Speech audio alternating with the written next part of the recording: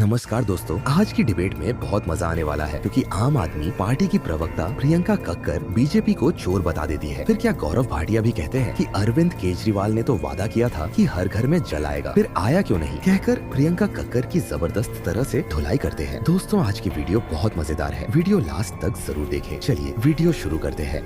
Picture चालू करो बे।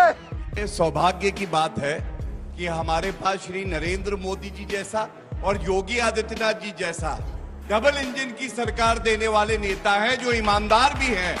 और ये कहना गलत नहीं होगा, कल से मीडिया चला रहा है फायर ब्रांड नेता योगी आदित्यनाथ जी। अरविंद केजरीवाल के लिए जनता कह रही है liquor brand Arvind Kejriwal, buy one get one free. दूसरा, क्या ये गर्व की बात नहीं है कि हम कहते हैं एक रहेंगे तो सेफ रहेंगे? और ये सच है। कल अमानतुल्लाह खान ने क्या कहा? उन्होंने कहा अगर मुस्लिम वोट एक हो जाएंगे तो हमें कोई नहीं हरा सकता। और हम कहते हैं अगर हिंदू वोट एक हो गए तो आपका क्या हश्र होगा, सोचो। 83% है। हमारे किसी नेता ने किसी भाषण में दिखा दीजिए कहा हो कि हिंदू सारे एक हो जाओ और मुसलमान वोट नहीं चाहिए। अरे मैं कहता हूं, मुसलमान प्रधानमंत्री आवास योजना है, उज्ज्वला योजना है, 34% से लेकर 36% तक लाभार्थी मुसलमान हैं। उनकी जनसंख्या के अनुपात में दुगना। ये है मोदी जी। सब एक है हमारी नजरों में। लेकिन अगर बटोगे तो कटोगे क्यों कहा जाता है? राजस्थान याद करिए, एक ईमानदार हमारा भाई कन्हैया, उसका सर तन से जुदा कर दिया क्योंकि उसने एक फेसबुक पोस्ट लाइक कर दी थी। इसलिए कहते हैं कि अगर बटोगे तो कटोगे। और मैं आपको दिखाता हूं, आपको दर्द होगा। ताहिर हुसैन पापी आप में थे, पापी आप में पार्षद थे। दिल्ली में दंगे हुए, अंकित लाल और रतन लाल और अंकित शर्मा, एक इंटेलिजेंस ऑफिसर दूसरा पुलिस वाला, एक को 90 बार छुरा भोग के मार डाला। और अमानतुल्लाह खान जो इनके एमएलए क्या कहते हैं, ताहिर हुसैन निर्दोष है और वो मुस्लिम है इसलिए उनको टारगेट किया जा रहा है। आप मुझे बताइए मेरे भाई, पुलिस वाला मारा गया हमारा भाई, कोई दर्द नहीं अरविंद केजरीवाल को? सही बात है। खुल्लम खुल्ला कहते हैं मुसलमान है इसलिए वो अपराधी नहीं है। ऐसे लोगों को नेस्त नाबूद दिल्ली की जनता करेगी। फिर देखेंगे कि कमल खिलेगा दिल्ली में और जीत हमारी होगी, ये हमें यकीन है। प्रियंका जी, आपकी पार्टी ने ऐसा मान लिया है कि मुस्लिम तो कहीं अब जाएंगे नहीं, अगर उनको बीजेपी को हराना है तो आप ही की तरफ आएंगे। इसलिए आपने भी पुजारियों को 18,000 भत्ते वाला कार्ड खेल दिया। कार्ड इसलिए कह रही हूँ मैं क्योंकि आप पहले देते थे मौलवियों को। तो आपकी बात लेती हूँ। देखिए, हमने मौलवियों का भी क्लियर कर दिया है सारा सैलरी, और हमने पुजारियों और ग्रंथियों के लिए भी गारंटी दी है कि 18,000 रुपए प्रति महीना हम देंगे। और ये गारंटी है अरविंद केजरीवाल जी की। जैसे कहा था बिजली हाफ पानी माफ, वैसे ये भी देंगे। जैसे कहा था बेस्ट स्कूल्स दिल्ली में होंगे, वैसे ये भी करेंगे। जैसे कहा था best health care model Delhi में होगा, ये भी करेंगे। डबल इंजन की सरकार ने कहीं भी अपने 20 स्टेट्स में वो काम नहीं किया जो आधे इंजन की सरकार ने दिल्ली में किया। अच्छा, सबसे कम महंगाई दिल्ली में, सबसे कम बेरोजगारी दिल्ली में। ये क्या हिंदुओं को या मुसलमानों को सबको अफेक्ट करता है ना? ये सारों को अफेक्ट करता है ना। सबसे अच्छी शिक्षा सबको मिलती है ना, 24 घंटा बिजली सबको मिलती है, फ्री बिजली सबको मिलती है। इनके स्टेट से 8-8 घंटे के पावर कट लगते हैं, जहां से कल योगी आदित्यनाथ आए थे। 8-8 घंटे के पावर कट उत्तर प्रदेश में, और कहीं फ्री बिजली नहीं देते। ये चोर सरकार है। बोलने दे।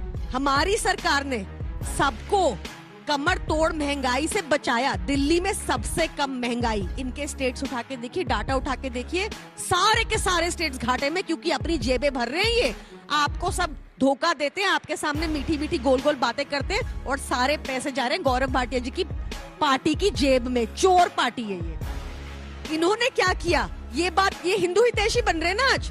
क्या बोले पंजाबियों को? कहते पंजाबी खतरा है देश के लिए। क्या बोले पूर्वांचली ब्राह्मणों को? मैं बोल भी नहीं सकती। झा समाज के लिए इतनी आपत्तिजनक बात की इन्होंने कि मैं बता भी नहीं सकती। इनकी राजनीति है विभाजनकारी राजनीति। हमारी राजनीति है एक पॉजिटिव एजेंडे वाली राजनीति, जिसमें स्कूल की बात होगी, शिक्षा की बात होगी, हेल्थ की बात होगी, सबको मिर्ची लगेगी, उसमें सबसे कम महंगाई की बात होगी। दिल्ली में per capita income 4 times highest है नेशनल एवरेज से। दिल्ली में है, ये आपके आंकड़े, दिल्ली में सबसे कम बेरोजगारी, सबसे कम महंगाई, बोल रेवेन्यू चुकी है, सरप्लस, बजट, फ्री बिजली पुजारियों वाला 18,000 लाने की तो एक सच्चे आदमी है, उन्होंने सच कबूला, उन्होंने बताया कि कौन से काम उनके अधूरे रह गए। ऐसा नहीं है कि यमुना जी पे काम नहीं हुआ, उन्होंने बताया कि क्या क्या काम किए। 37 एसटीपीज बने, उन एसटीपीज जो सीवरेज या ना 1800 ना, एक सेकंड देखो, आपकी इतनी सीट भी नहीं आ रही जितना आपने टाइम ले लिया है। सब स्टैंडर्ड के हैं, ये जो एसटीपीज हैं झूठ बोलते हैं ये लोग। सुनो, आप बीच में नहीं बोलना चाहिए ना। दिल्ली के लोगों के साथ यही दुर्व्यवहार करते हैं। आपने जब भी इन लिखा पर था सवाल यमुना जी करते साफ हैं, करेंगे, कंडीशन अप्लाई। 10 साल तक कुछ नहीं करेंगे, फिर तीसरी बार आप चुनोगे तब करेंगे। देखो तुम जनता किया के क्या? छलावा है ये ना। काम तो बता अरे के सर जाओ। बीच बता में रही हूँ, मत सबसे बोलिए ना कम सर, महंगाई आगे की। बढ़िए। अब सुनिए, बाकी सुनिए, हमने जो काम नहीं किए, हमारे 3 काम, हमारे नेता ऑनेस्ट व्यक्ति हैं, उन्होंने बताया 3 काम वो नहीं कर सकते, नहीं कर पाए, पूरे नहीं कर पाए। और वो क्यों नहीं कर पाए? पहले 2 साल कोविड रहा, फिर 2 साल ये फर्जी केस जो चले, और अब वो सारे केस खत्म हो गए। तो अब हमने 5 साल का टाइम और मांगा है, हम जनता के सामने सच लेके जा रहे हैं, मोदी जी की तरह नहीं। हाँ। 15 लाख दूंगा और बोले कि हाँ सॉरी मैंने गलती कर दी, मैं दूंगा।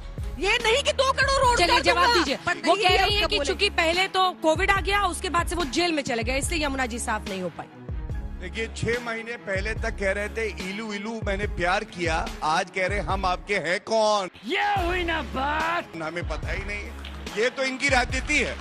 और देखिए मुझे तो गर्व इस बात पे हो रहा है कि नरेंद्र मोदी जी और योगी आदित्यनाथ जी को देख के ये भी शुरुआत कर रहे, जय श्री राम। जिनकी नानी कहती थी वहां मंदिर क्यों बनाना है भाई? अगर दिवाली बनाओगे तो पटाखे जलाओगे तो जेल जाओगे।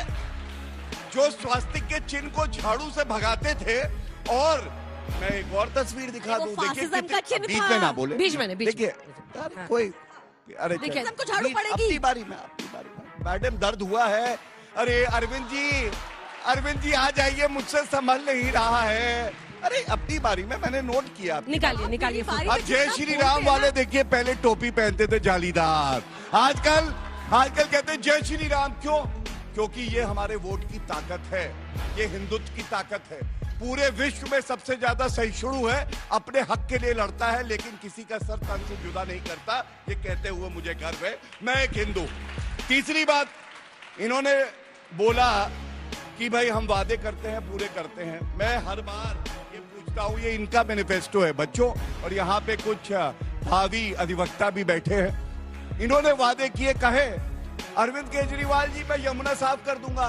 10 साल से कर रहे, यमुना साफ नहीं हुई, झाग भरी हुई है।